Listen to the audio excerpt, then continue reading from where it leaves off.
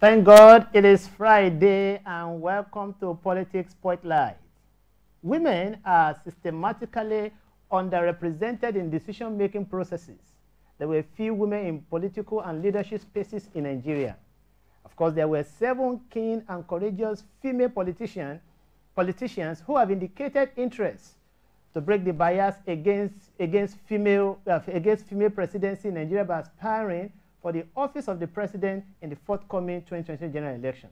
This is an indication that the participation of women in politics has a bright future, and despite the interest already shown by these women, it is believed that it is still a far cry from the 35% affirmative action approved by the United Nations. The 8th National Assembly consists of 14 female, 341 male in the Green Chamber, and 7 female, and 100 male in the Red Chamber. Currently, the 9th National Assembly consists of 6 female and 99 male in the Red Chamber, while there are just 12 female and 348 males in the House of Representatives. This highlights the level of unequal representation and had another question mark to why women are not given more opportunity in governance and politics.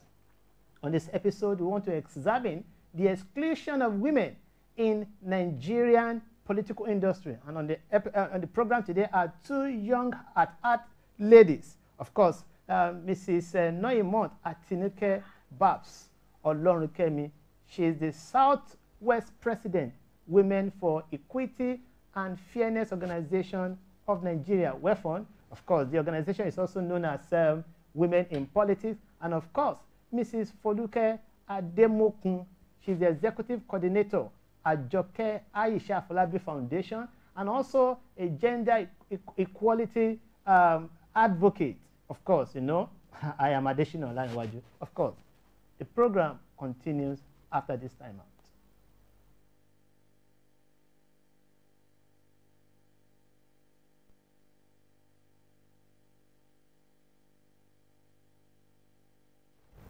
Perhaps you're just joining us. This is still Politics Spotlight. And of course, like I said, my guests today are 2 young at heart ladies. The first one is Mrs. Nourat Ademokun Babs-Olorunkemi. She is the Southwest President, Women for Equity and Fairness Organization of Nigeria. Of course, they're also known as Women in Politics. And of course, Mrs. Foluke Ademokun. She's the Executive Coordinator at Joke Aisha Afolabi Foundation and also a gender equity advocate. Let's start this conversation from Mrs. Babs. Why women's leadership matter, and what is the role of WEFON in women leadership? Thank you, Mr. Olanrewaju, for having me on the program. It's my pleasure to be here and to talk about WEFON. WEFON, as we all know, is Women for Equity and Fairness Organization of Nigeria. This is an NGO registered by CAC in 2011. Okay. Precisely, we just celebrated our 10th year anniversary. Wow. WEFON is an inter-party NGO. That is, it cuts across all the political parties. Because whether in Nigeria or overseas, the issues pertaining to women are the same. So that is why we gathered ourselves together in Ibadan in that 2011 to discuss how we can address all these issues militating against women participation in politics. And what we have today, we have been able to achieve a lot. We have paid advocacy visits to the organs of the political parties, the chairmen, just to inform them of our formation and to appeal to them to let the women be. We have women of intellect. We have women that can be the president of this Nigeria. Give us the chance, and we see us in action. All right. Thank you so much. So let me come to Mrs. Foluke. This is Foluke. What does it take to advocate for gender equality And women are so poorly represented. What brought about this low in rates, like was said in while I was doing the outline?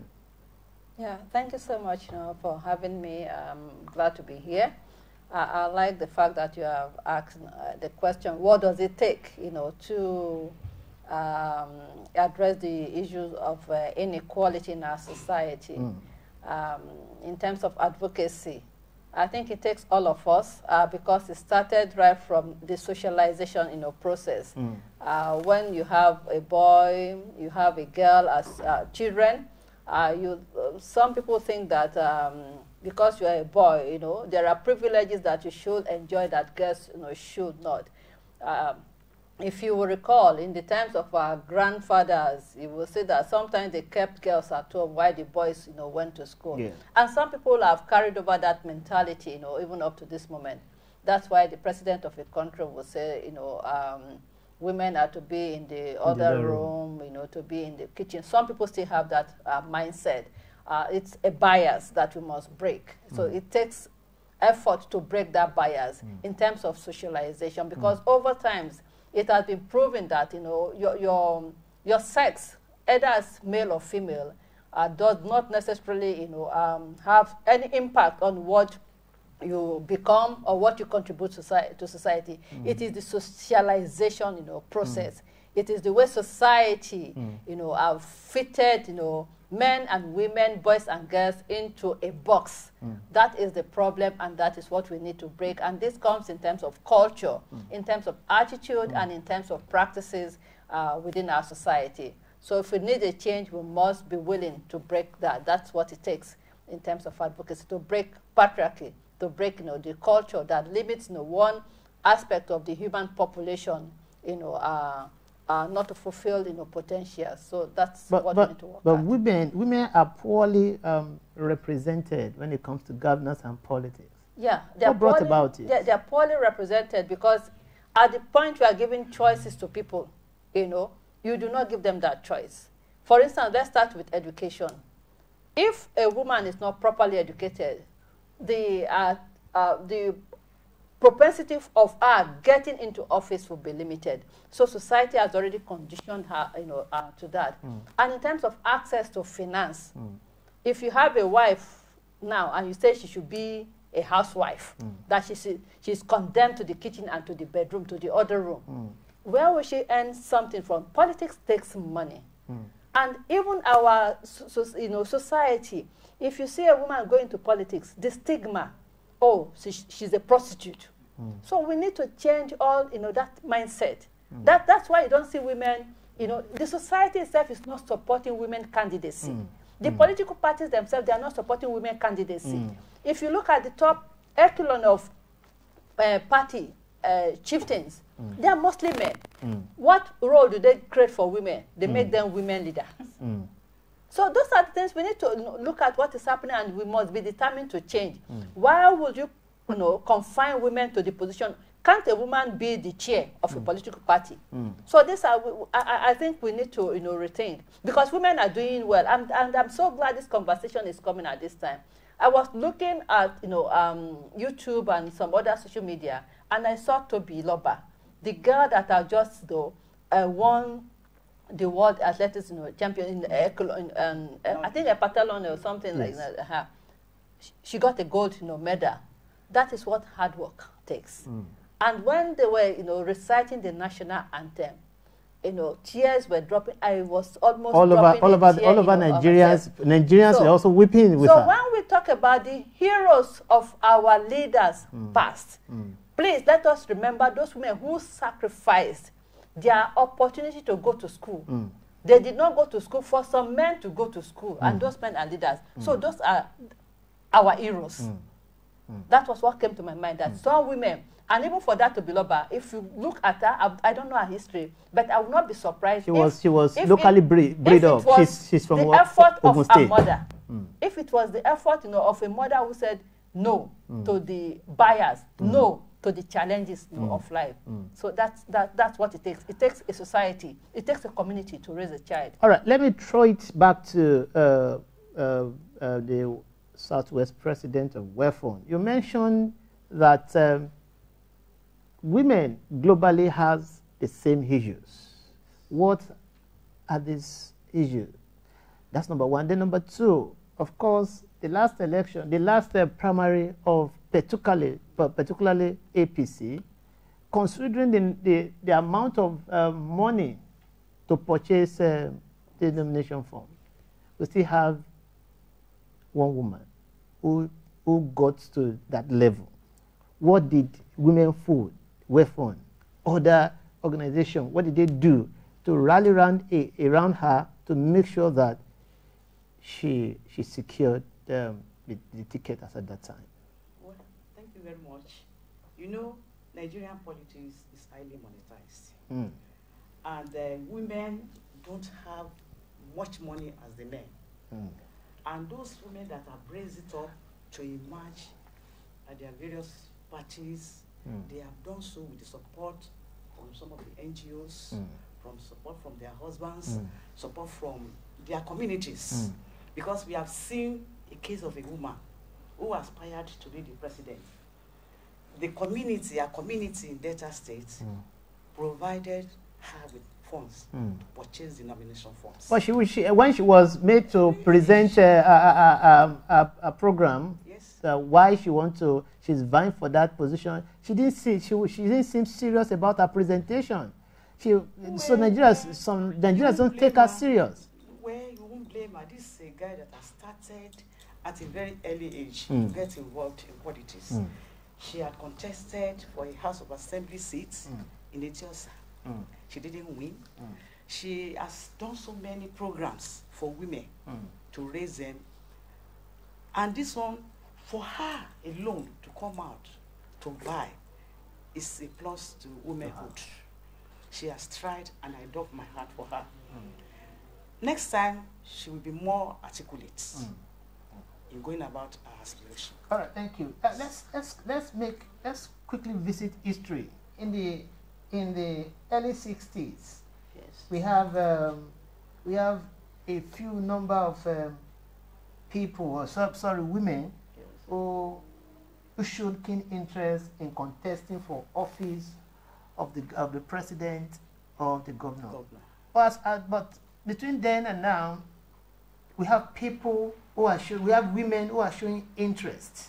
We have more women who are showing interest. The more they show interest, the more the participation or representation of women decline.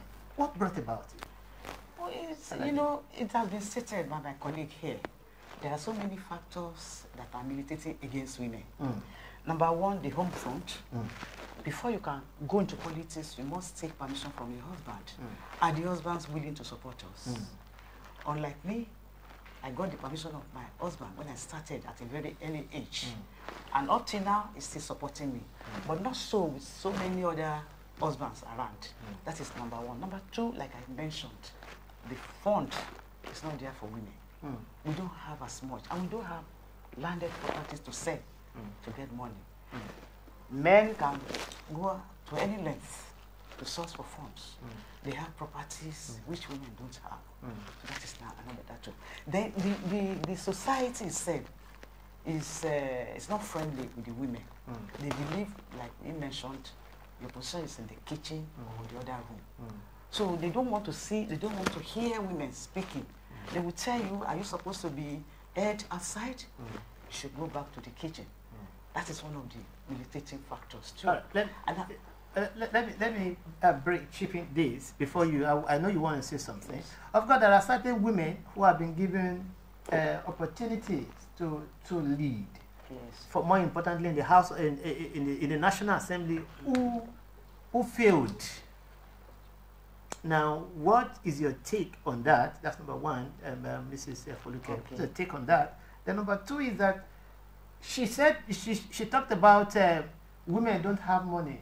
What belongs to the husband? What belongs to your husband belongs to you. Are you saying that your husband, our husbands or men are not in support of the vision, the political vision of their wife, Ms. Foluke. Yeah, thank you. I just quickly want to add before I go that the issue of violence in politics also hinders the participation of women. Okay. Because women, we are not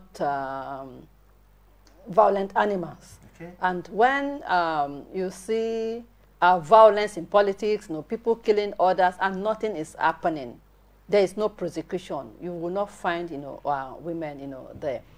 Yes, if we talked about what belongs to your husband belongs to you, we all know that is not true. That is not true. That is not true. So the whole of society, we need to support this exercise if you truly want to have women fully represented in politics. Even the laws of the land, through laws, government, you can create that environment for women to participate. Not too long ago, for those who are familiar, women across Nigeria, we protested to the point of going to the National Assembly and some states, assembly, to talk about our laws.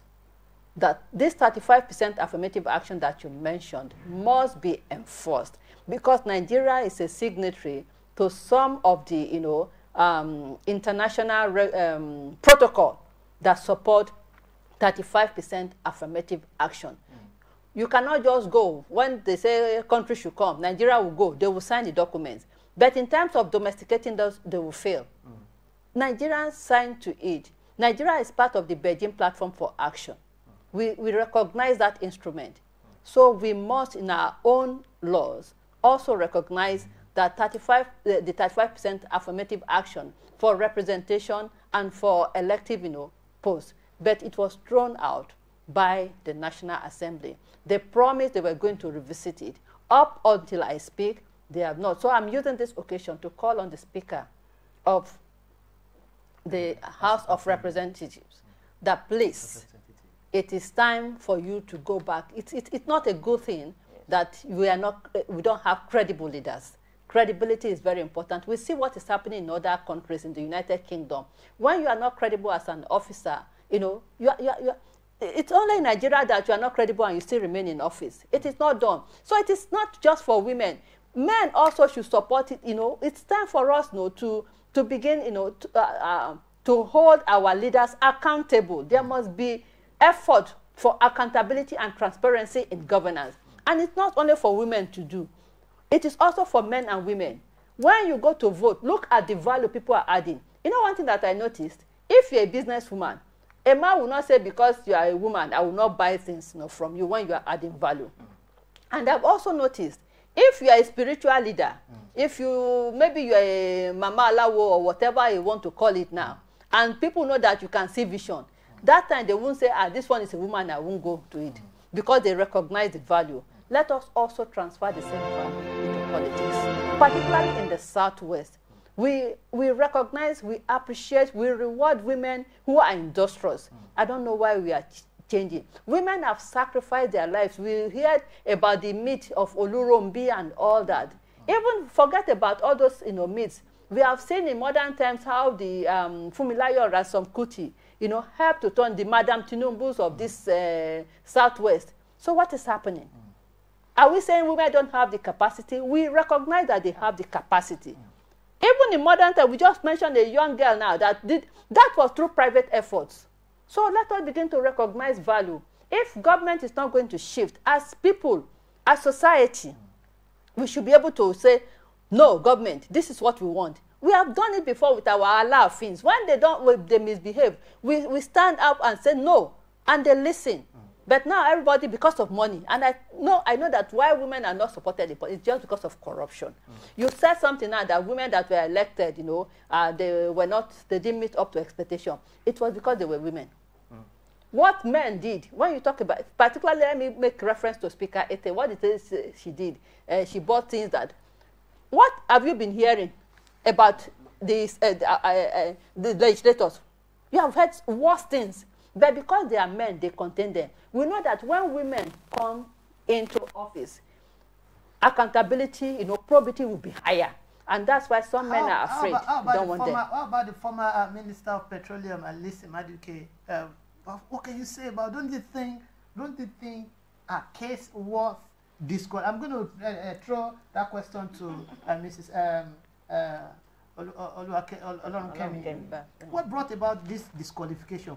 Having in mind the likes of Ete, the likes of Alice Maduike, don't you think these are yardstick to disqualify? Sorry, please, as she's coming to talk to you, as you are talking about the Ete you are talking, remember all the men. For one Ete, there are 10 men. So please, exactly. ma'am, that's what I was respond to him. All right. You are just talking of few people, no, not even few, and infinitesimal of women in such acts. What about the men? Are they being highlighted? So you are gaining ground for the No, it's not that I'm supporting what and for the issue of Maduike. They are all speculations. They are all allegations. Those allegations are yet to be proved. Until that is done, then we can now hold him responsible for whatever atrocity she has committed while in office. You know? Sorry, ma'am. Maybe I could quickly ask. Now we are talking about because a woman did this. I'm not condoning corruption. Please, I want to say that. Of course. But if you now say because Ete did this, you should disqualify women from representing, in governance. We just had the case of the Accountant General of the Federation. We even had, some other. So are you now saying that for that position, no man should hold it? All right. We have had issues of male presidents. At least Abacha was the head of state of Nigeria. We still talk about Abacha today. If we are to rely on that, no man should ever be the president of Nigeria again. No man should ever be the president again, based on the examples given by my guest today. We're going to go on a short break now, and when we return, the conversation continues.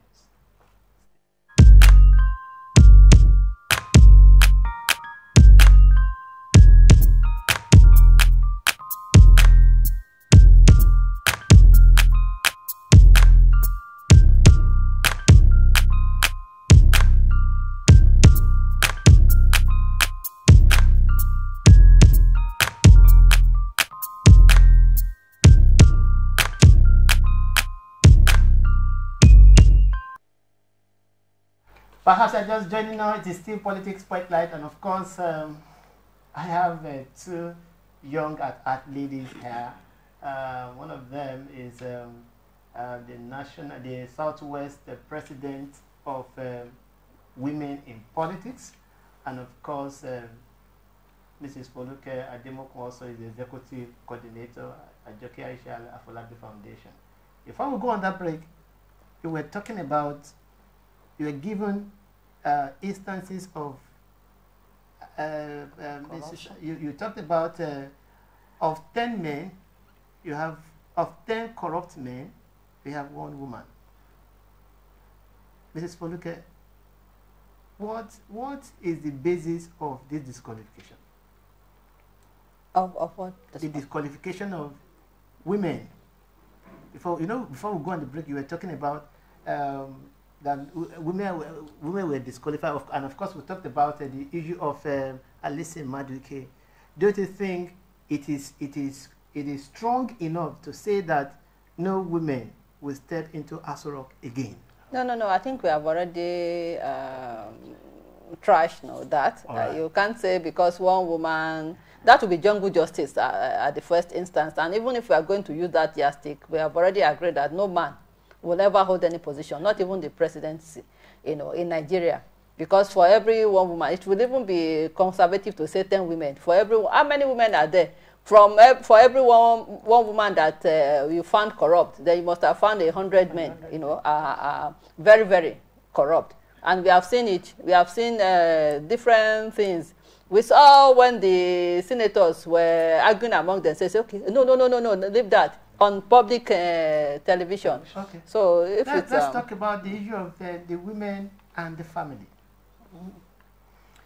Perhaps the man feels that you have to take care of the children, you have to take care of the business, you have to take care of the home. Now, where is the place of the family, the place of the home in women being in politics? Thank you. Yeah, that's, one thing, I like that you asked that question. And it's also important that when we are talking about the priorities of the home, The home is made up of the father and the mother. It's not only a mother that, is in the home. And that should also be transferred into governance, because the priorities of women, the needs of women are different from that of men. If I'm in governance, if she is in government, there's high tendency for her to think of, oh, children, how do you take care of children? Do they need daycare? That is not what a man will worry about. A man will say, okay, I need good roads so that when I'm driving my car, I don't want to go to the mechanics. If look at it, even if you are moving house, the first thing that will come to your wife's thinking is school, because she's the one who most likely in this our society will be taking the children to school. You will not even think about that. You just want a fine house. Oh, how is the compound, whatever. So, but when you are now, so to talk about family, please, I want every man, particularly the younger ones, to know that children, the care of children should be for both parents. We should not make that mistake of thinking it's only women, because the economic situation, even globally, has indicated that sometimes in some homes, it's the women that are working, not the men. So if you are not working as a man, or maybe the women are getting higher pay than the men, so you need to, everybody needs to look at their home and see what works for them. You cannot say because traditionally they have told you that your wife should be in the kitchen. She will be the one to be in the kitchen. She's the one working maybe in a bank or somewhere. You are sitting, you are not earning as much. She's the one paying the school fees, the fees for the children. Maybe she's the one paying a higher percentage of the house rent. So we should not, that's our traditional way of thinking. There should be a review to it. Because I noticed that most Nigerian men, when they leave this country to go and live with their spouses in the United States, in the United Kingdom, they do not think and talk this way. The world is a global village. So we should raise men, we should raise women who are global aware, not local champions. All right, so what's your take on this, ma'am? The place of the home, family, in women being politics. What's your take on it? Well, at the initial stage, I did mention that women play prominent roles. Right from the home, they are the managers. They are the managers of societies. They manage virtually everything within the society. Apart from being in governance. Being in governance does not deter them from taking care of the home. And that is why most of our political females, we do tell them, if you are interested in politics, make sure you take permission from your husband for support. Once that is gotten, then you are free to go. Because once you go for your meeting, you will always, even when I started, like I said, I started as a young married person, and I made sure that my home did not lack. Everything I needed to do in the home was done. Even my husband was even saying Sadankata to me for all the effort I put in. And that is why up to today, he's still supporting me. So the home should not lack, because you are in politics, and so what? And don't forget, like she said, the home is for the two of us, the husband and the wife. So don't bring the women as the overall, you know, we are all caretakers. That's patriarchal thinking. Patriarchal thinking is just the thinking that is, you know, bringing out that all right, let's come back. Let's leave the issue of the men and the women alone. Let's come back to the women foods, particularly. We discovered that there are certain challenges affecting women participation in politics in Nigeria. What are these challenges? Look, let me start from... we have stated some of the challenges. Okay. Number one, a woman starting politics has to take permission from the family. Not only the husband, even if you have grown-up children, you have to let them know, my children, please, I'm interested in politics, I want to be going to meetings. Once you get their support, you don't have problem. What if they insist I should not? But we have seen cases of women who are interested in politics, but the husband said, no, you are not going anywhere. So in that case, the women just fall back. And that is one of the factors, because we don't have as many women as possible in the political, environment. And apart from that, The issue of money is here. The educational system she mentioned is there for us. Then the nature of the political process. Most of the, people at the ends of affair of political parties are men. Yeah. They are not giving us women. When they are, sitting down to bring about their policies, the women are not there. So if the women are not there, how can now be proactive in whatever decisions that are taken for them? But when you are there, then you'll be able to make your contributions. All right, let's quickly trash. I'm going to throw it across to you both, but Mrs. Foluke, you are going to attend to it first. Let's talk about the issue of marital status. Does marital status has anything to do with women being in politics in the sense that, of course, the the deputy governorship candidate of Lagos State, the PDP governorship candidate of Lagos State now, as at the time she was chosen as the deputy governor, it was reported that she's single. Let's just put it like that. Now, so the society, some of our followers too, go against the move of her joining the Lagos State PDP governorship candidate to run for that race. Now, don't you think, does marital status has anything to do with the involvement of women in policy, Ms. Foluke? Well, personally, I don't think it has gotten to do your marital status, because anyone who wants to use marital status in terms of you to limit anybody's access, to any office, is discriminating, and that is against the Constitution of Nigeria, that we should not discriminate on the basis of sex, on the basis, there are, you are infringing on somebody's, right. And I also want people to know that politics is a job, it's a service. So if you got into a clinic now, and the doctor you met there is not married, will you say that doctor should not treat you? Or you go into a classroom, the teacher that is going to teach, he or she is not married, will you say that teacher should not teach you?